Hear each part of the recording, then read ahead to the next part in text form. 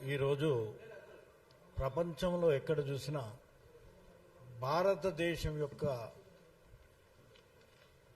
పేరు లేకుండా లేదా మన అస్తిత్వం లేకుండా ప్రపంచంలో ఏ దేశం లేదని మనం గర్వంగా చెప్పుకోవచ్చు. ఎందుకనంటే ప్రతిదీ మన వేదాల నుంచే వచ్చింది. ఇది వేదభూమి, ఇది కర్మభూమి.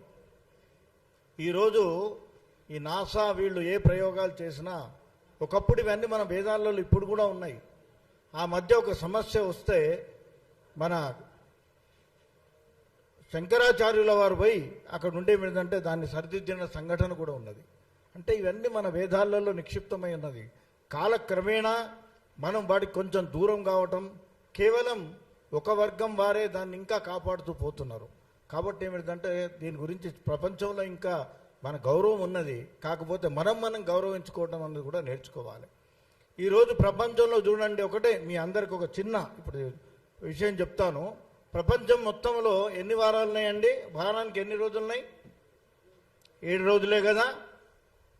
ఆదివారము ఆదిత్యుడు, మనం ఆదిత్యుడు ఉంటాం, సన్ అని ఇంగ్లీష్లో అన్నారు.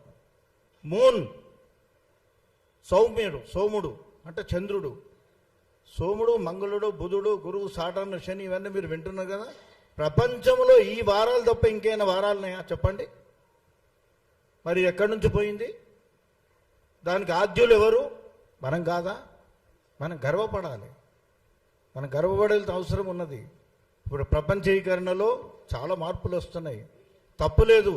మనం కూడా ప్రపంచానికి పోటీకి ఎదగవలసిన అవసరం ఉన్నది. అంత మాత్రాన మన వారిని మనము అవమానించుకోవడం, కించపరచడం మంచిది కాదు. ప్రపంచవ్యాప్తంగా ఈరోజు బ్రాహ్మణులకి గౌరవం ఉంది. ఇతర రాష్ట్రాలలో కూడా దేవాలయాలు ఏర్పాటు చేసిండ్రు. అక్కడ అర్చకులు కూడా బ్రాహ్మలే ఉన్నారు. ఇక లేరా ప్రపంచంలో వేరే కులాల వారు? బ్రాహ్మణుడు అంటే కేవలం అర్చకుడు అని అంటే జీతం కొరకో దీని కొరకో కాదు. వాళ్ళు ఎంత కష్టపడితే 9వ సంవత్సరంలోనే అడుగు చేసుకొని ఆయన ఏమిటంటే వేదాధ్యయనం చేస్తాడు. వేదాధ్యయనం చేసి 12 సంవత్సరాలు కనీసం వాళ్ళు వేదాధ్యయనం చేసి తల్లిదండ్రులకు అన్ని సుఖాలకు దూరంగా ఉండి హస్త కష్టాలు బట్టి వేద విద్య నేర్చుకుంటారు. ఇవాళ మీకు పుస్తకాలలో, దీంట్లో వాట్సాప్లో ఇవన్నిట్లలో వస్తున్నాయి. అప్పుడు ఇవన్నీ లేవు. కేవలం ఆ జ్ఞానమంతా వారి యొక్క మేధాశక్తి మనస్సులో రికార్డ్ అయి ఉండేది. దాన్నే వాళ్ళు ఏమిటంటే తరతరాలుగా చెప్పుకుంటూ వస్తున్నారు. అందుకే ఇప్పుడు మీకు కొన్ని గ్రంథాలు కనబడుతున్నాయి. పూర్వకాలంలో ఇవన్నీ లేవు. స్తోత్రాలు కానీ పారాయణాలు కానీ ఇక్కడ మీకు కనబడేది కావు. అది కొంతమందికే నిక్షిప్తమైంది. దేవతా అర్చన కూడా ఎవ్వరు కూడా రోజు సంకల్పంలో ప్రతి ఊరిలో ఎట్లయితే కుల వృత్తులు ఉన్నాయో అదేవిధంగా ఏమిటిదనంటే కుల వృత్తులు అంటే ఎవరో విభజించలేదు. ఏ పని చేసేవాడిని ఆ పేరుతో పిలిచిండ్రు. 4 రామయ్యలు ఉన్నారనుకోండి. ఏ రామయ్య అని అంటే ఫలానా అయ్యగారు రామయ్య, లేకపోతే వడ్రంగి రామయ్య, లేకపోతే ఫలానా కంసాలి రామయ్య అని ఇట్లా పెట్టి వాళ్ళు చేస్తున్న పనిని బట్టి వాళ్ళని విభజించారు. కానీ కుల వృత్తి కానీ కులాల విభజన కానీ ఎవరు చేయలేదు. దాని మీద ఎవరో చేసిండ్రని చెప్తున్నారు కానీ ఎవరు చేయలేదు. వృత్తి ఈరోజు కూడా అంటున్నాం మనం. ఈరోజు ఏమంటారండి, సెలూన్లో ఏ కులాల వాళ్ళు చేస్తున్నారో తెలియదు మనకు. వాళ్ళు ఏమంటున్నారు, సెలూన్ అంటే ఆయనను బార్బరే అంటున్నారు కదా, ఒక్కొక్క వడ్రంగి అంటున్నారు కదా. గుర్తింపు అది అంతే. వాళ్ళు చేస్తున్నటువంటి వృత్తికి గుర్తింపు.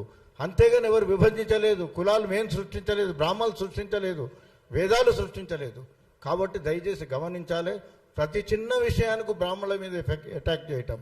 బ్రాహ్మణులు అంత చౌకగా కనబడుతున్నారా ప్రపంచానికి? మాకు కూడా మనం జాగ్రత్తగా ఉండరు. ఎవ్వరిని ఒక మాట అనరు. గుడిలో ఎవరు వచ్చినా వారి గురించి అడగరు. సర్వే జన సుఖినో భవంతు, అందరికి ఇచ్చినట్టు తీర్థ ప్రసాదాలు ఇస్తారు. వారికి కూడా సాధారణంగా గౌరవిస్తారు తప్ప ఎవరిని కూడా నిందించరు, ఎవరిని కూడా అవమానపరచరు. కాబట్టి బ్రాహ్మణులను కూడా మనం గౌరవించండి. వారు మీలో ఒక భాగము, ఈ సమాజంలో ఒక భాగము. వారు అనునిత్యం మీ మంచి కొరకే ప్రతిరోజు దేవుడి దగ్గర కోరేది అదే.